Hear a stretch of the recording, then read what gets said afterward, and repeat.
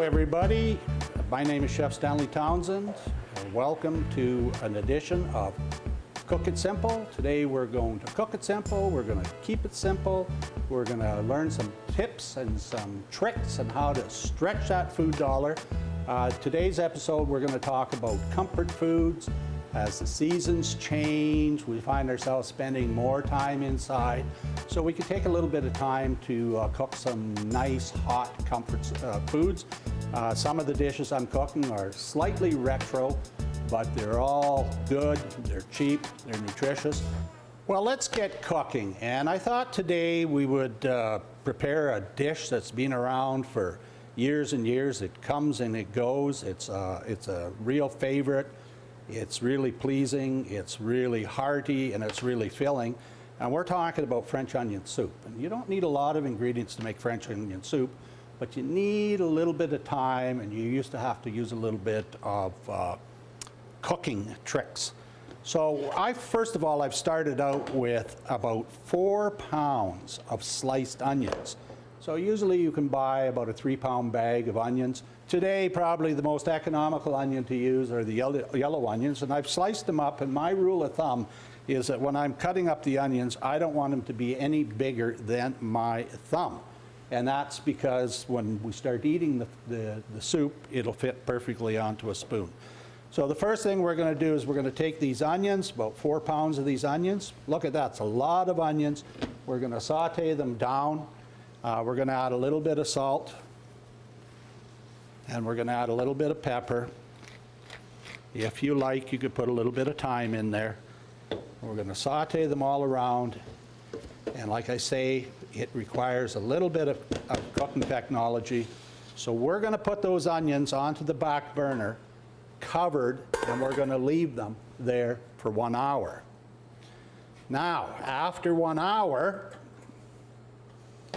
we're going to take the lid off, and you can see that that amount of onions have gone down to that point. So we're going to stir those onions around, and we've actually cooked them down, and you can see how they've changed color. They're a rich brown now. Is what happens is the onions have caramelized. It's brought out all the sugars in the onions. It's really concentrated the flavor. So we'll stir that around there. When you're sauteing the onions, you could put in a little garlic. That's optional. Now the second thing we're going to do with this is we're going to add some nice hot beef stock. Now beef stock, of course, you can buy the packaged beef stock, you can make your own, or you can go as simple as using a bouillon cube dissolved would work fine. A few flavoring components that we could add to the onion soup if we want to bring out the flavor a little bit. Right at the end, you can put in about a tablespoon of brown sugar. That'll sweeten it up. And you can also put in, not that you'll find this in your food bank, put in a little sherry or put in a little red wine will also bring some flavor. But today, I'm going to make it the children-friendly version. And we're going to add about 1 liter of water to that. And we're going to put the lid on that. And we're going to crank it up and let it simmer for approximately an hour or so. Now, how are we going to serve this food? Well, I've got what are called French onion bowls. Now, these French onion bowls you can find them in the dollar discount store. You can find them there. They cost about $1.50. Very, very cute, very interesting. It adds another dimension to the dining experience because we're going to bake this a little later on. So we're going to put these croutons on the top of this onion soup, and then we're going to put some grated cheese. The grated cheese, what kind of cheese are you going to use? You can either use grated Swiss, mozzarella, Parmesan. You could even use grated cheddar. And then what we're going to do is put it under the broiler, and we're going to bake it, and we call that process au gratin. So au gratin means to brown, and usually you do it with either breadcrumbs, or cheese. So we'll let that simmer, and we'll be back in a minute, and we'll dish up the soup.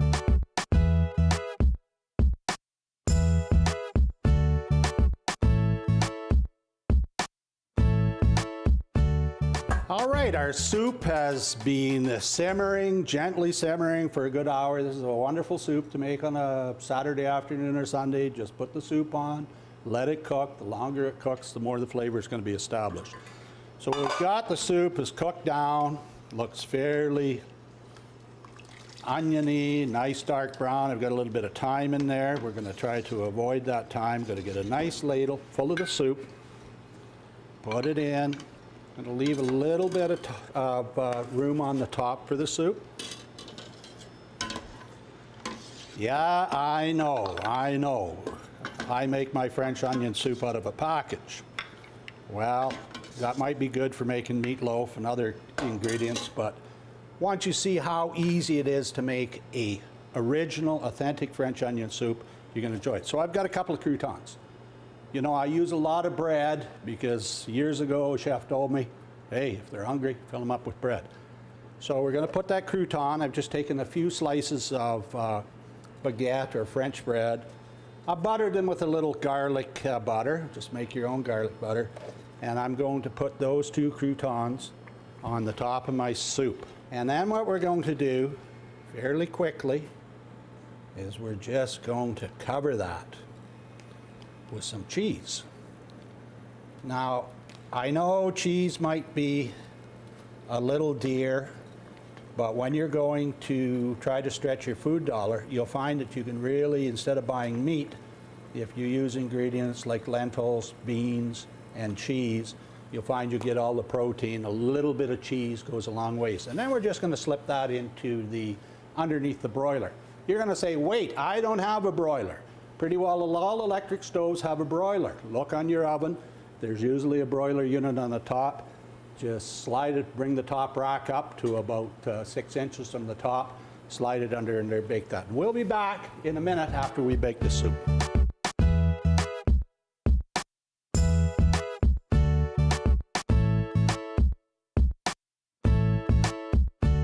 All right, we pulled the soup out from underneath the broiler. It's nice and bubbly, brown on top. It looks absolutely delicious. This is a meal to itself. What I'd suggest, this is a great meal for a Saturday afternoon or a Sunday.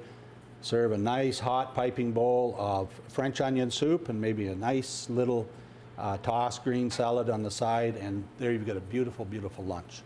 So something old, something new, French soup au gratin, easy to make and very easy on the pocketbook. French onion soup au gratin, enjoy.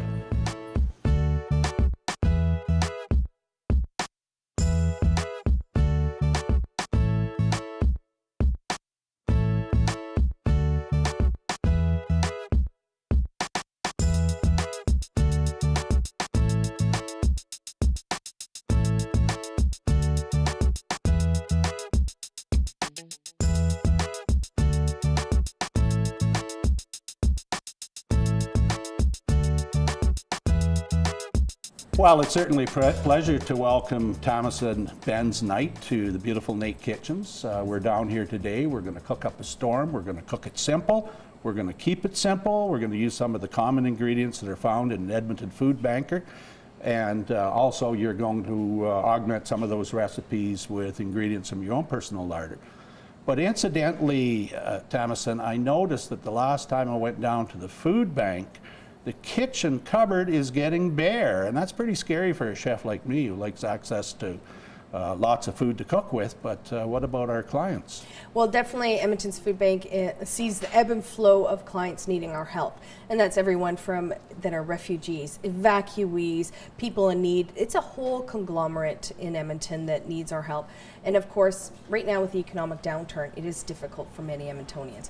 So learning how to cook on a budget, keeping it simple, because there's many people like me that are not comfortable in a kitchen. So learning some simple recipes that make us look like chefs like you, it's good in and of itself, right? If we're able to get people learning how to prepare their food properly in their own home, learning hygiene, safe cooking, how to cut, how to dice, how to measure, and how to cook it simple is perfect for everyone. Well, I really appreciate those kind comments. But that's what the program is all about. We try to focus those recipes, try to keep it simple. For a family, I invite you to get the family all involved with us. And most importantly, we're going to make good food that tastes good, and we're going to have fun doing it. Wonderful.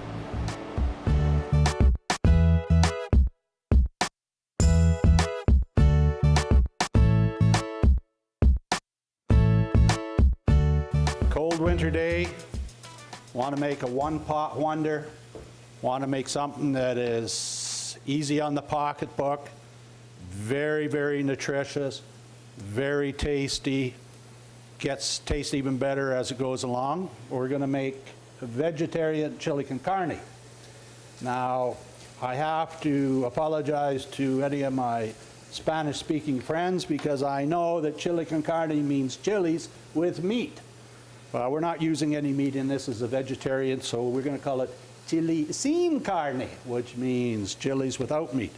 First of all, start out with a nice, beautiful melange of diced vegetables, onions, peppers, red peppers, green peppers. If you don't have the green peppers, you only have the onions, just go with the onions because we're going to add our own version. Some nice spice in it are these beautiful red chili flakes. We're going to add some chili pepper to it. It's like the first snowfall. Now, I can always add a little more. We're going to add a little of our freshly ground. This is really a spice that really brings authenticity to anything Latin or Mexican. It's some ground cumin. And also, just for good luck, and you can see I'm crushing this up, we're going to put in some oregano. So, we're going to saute that all up. Looks like it's doing pretty good. The idea of cooking those spices at the beginning is to allow them to really develop their flavors.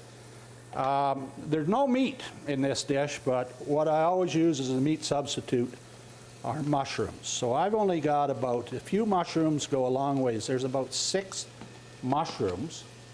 Now, mushrooms are a very good deal. Flavor builder, replaces the meat. Lots of protein in mushrooms and lots of flavor in the mushrooms. So we're going to saute those mushrooms up. Bada bada, bada bing. Put a little more chili powder in there. I can actually smell.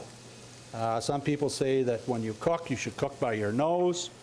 So when you smell the roast cooking or you smell the turkey cooking, it's probably cooked. And of course, we build layers of flavor, putting in a little salt and a little bit of pepper. Saute that all up. So easy to make. You can actually make this dish in a slow cooker if you wanted to. I always like to saute up the vegetables a little bit because the vegetables and the spices, because it releases the flavor. So we look at that. You know, looks very earthy, chock full of nutrition. Now, what we have to add to it is some tomatoes. So we're going to add 1 can of tomatoes. It doesn't matter what kind of tomatoes you got. I'm using diced tomatoes in this particular case. Throw those in there. Want to build the layers of flavor. So we've actually built the flavor there. And then we're going to add a little more tomato product, which is the tomato paste. So because we don't have any meat to build the flavor, so we're going to put in a little tomato paste, which is going to concentrate the tomato flavor in there. And the last thing we're going to add to that is we're going to add our beans. Beans, wonderful source of protein. And what I'm going to do is I'm going to transfer this to the pot. So let's get it all into the big pot. Try not to spill any on the counter. I've been well trained by my wife. I don't know if any other guys experienced that, but I experience it. And I'm, of course, grateful for it because I've got a beautiful wife. There we go. Now, there are different types of beans out there. Usually what I do is I like a combination of beans. We all have the canned beans there. This is going to add a little sweetness to the dish. I like to add actually some chickpeas. I don't have the chickpeas today, but I'm going to add some kidney beans. Important that when you add these canned beans, they're very high in sodium. Very, very important to rinse them off under cold water so you don't remove some of that sodium. And of course, what would really authentic chili be without some black beans in it? You can put 3 or 4 different varieties of beans in there. And we're just going to stir that all up. We're going to add a little stock to it if you want chicken stock. I've got some vegetable stock. When I cut up the vegetables, I put all my little onion ends and carrot ends and some parsley and made a vegetable stock. Stir that all around. Take a look at it. It's cooking, cooking, cooking. And we're going to let that cook. And I'm going to make a delicious dish that we're going to serve with that, and that's called Johnny cake. So we'll be back in a second to cook the Johnny cake.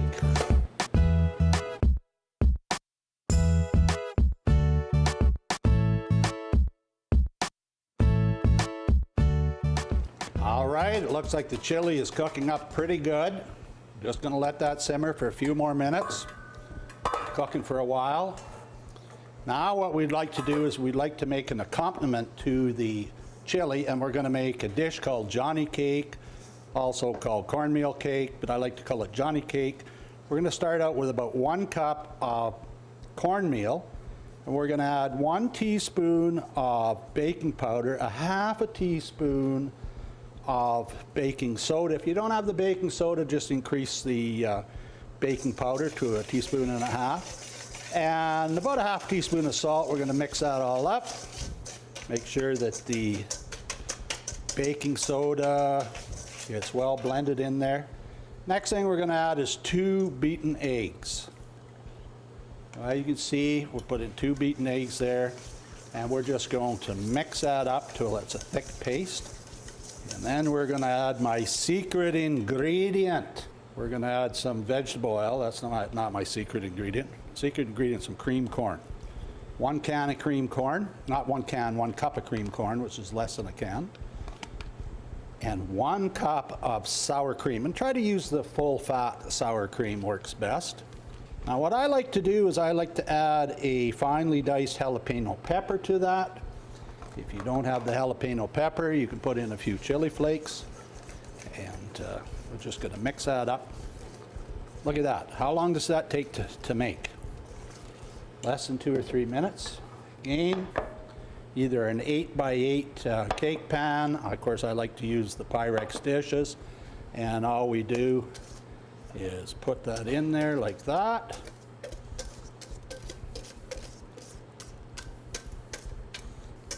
Of course, when I was a kid, I always got to lick the bowl, so I'll make sure that everything gets out of there. And that's all there is to that. Very simple. We're going to bake this for about a half an hour at a fairly high heat, 400. We'll be back.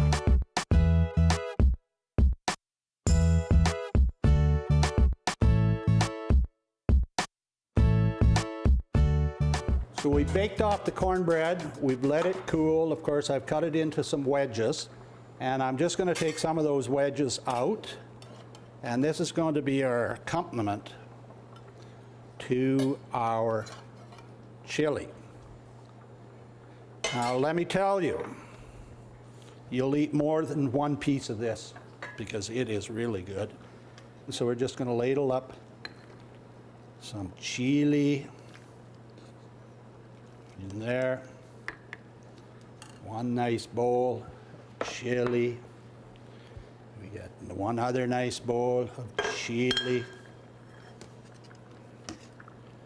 Now, if you taste the chili and you find it tastes a little bit on the acidic side, or you want to round up the flavor for it, put a little bit of sugar in there. Sugar with tomatoes will always bring out the flavor of tomatoes.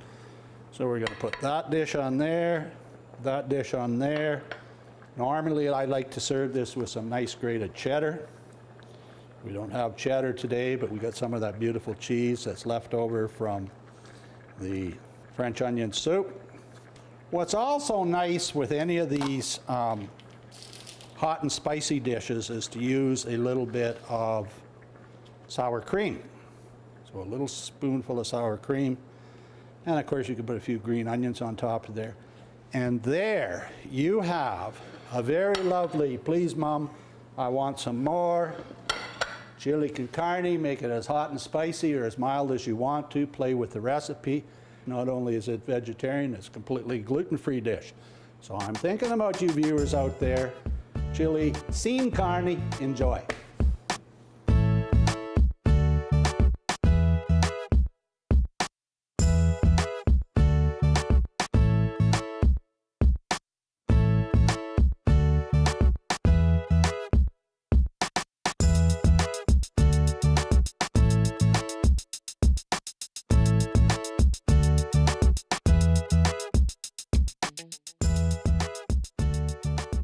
We are blessed to live in Edmonton because we are a very diverse city, a multicultural city. We have Vietnamese, we have large Francophone population, we have a large Indian population, large Ukrainian population. And I've tried to represent every one of those nationalities in our cooking show. Today we're going to make butter chicken. There's a bit of paradox to butter chicken because it doesn't really contain that much butter.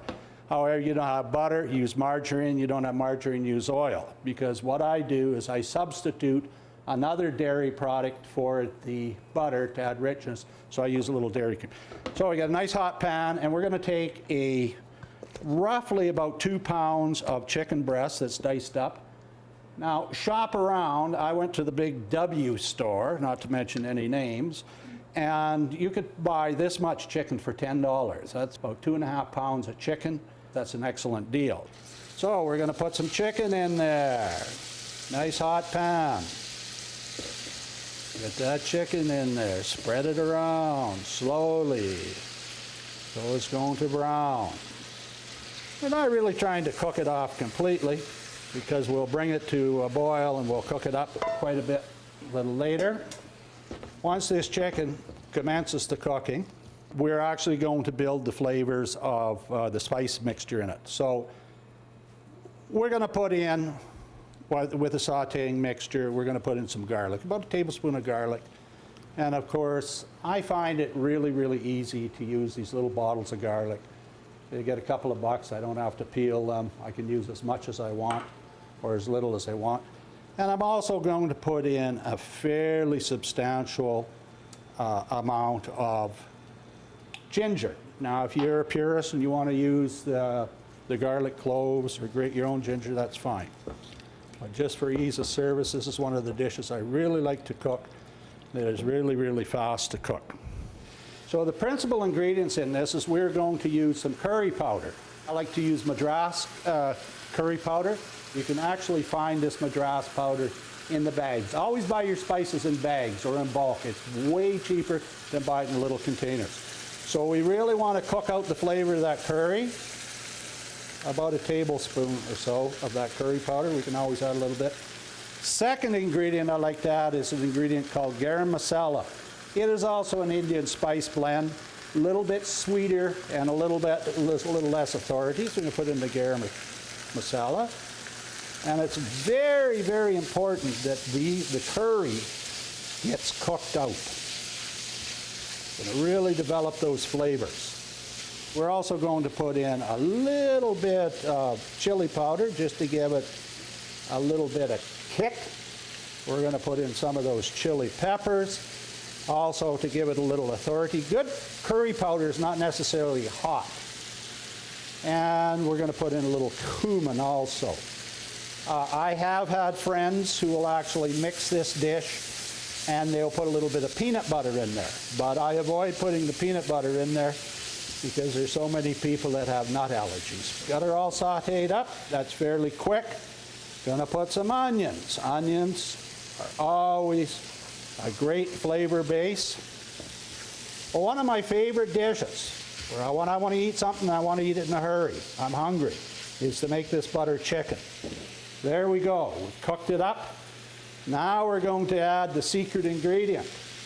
Quite often, many people make this butter chicken with a tomato product, whether it's canned tomatoes or it's tomato paste. What I'm going to use what everybody's got, is a can of tomato soup. And the tomato soup, one of the advantages of tomato soup, it's got lots of salt in it. It's got some sugar in it, which are all great. It's already pre-thickened. And watch what happens when I stir that up, because it's going to go from red to a really, really rich brown. Of course, it's quite thick now, isn't it? So what we're going to do, you have your choice. If you're really adventuresome, you could put in a can of coconut milk into there. But in this case, I'm going to put in some chicken stock, about a cup of chicken stock. And we're just going to stir that up, reduce it to a simmer. Now look at that. Doesn't that look beautiful, a nice rich brown? I'll tell you, it smells beautiful. This whole dish can be cooked in about 5 or 10 minutes. So resting assured and being brave, knowing that that chicken is cooked, I'm just going to do a little taste right now. See if it's hot enough or not hot enough for me. Woo! It's just right. It's got some bite to it. And now you know how easy it is to make butter chicken. We'll be right back, and we'll serve up the butter chicken with basmati rice.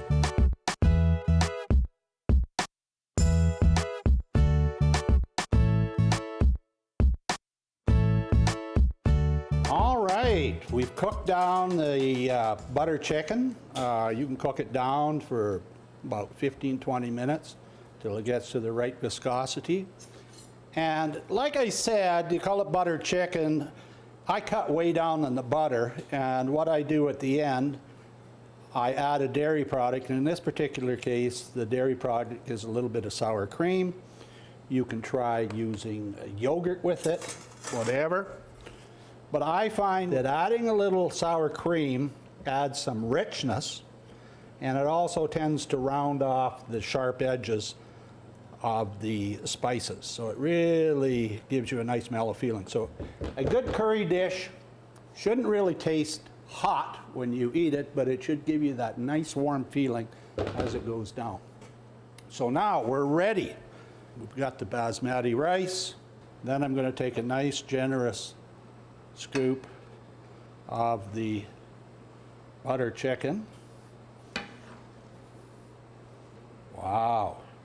Impress your friends, impress your neighbors. This dish will adequately make at least 6 servings. So if you're a couple like we are, empty nesters, we will make this for dinner. We'll have it for dinner, and we'll probably have it for dinner the next night and still have chicken left over. So there we go. It looks nice and beautiful. I think the last thing we want to do is put a little optional, put a little cilantro on top of there. And what have we got? We have butter chicken. You can make it at home. You can do it. Thanks for joining us, folks. It's been a great episode. We've cooked it simple. We've kept it simple. All I can say, bon appetit.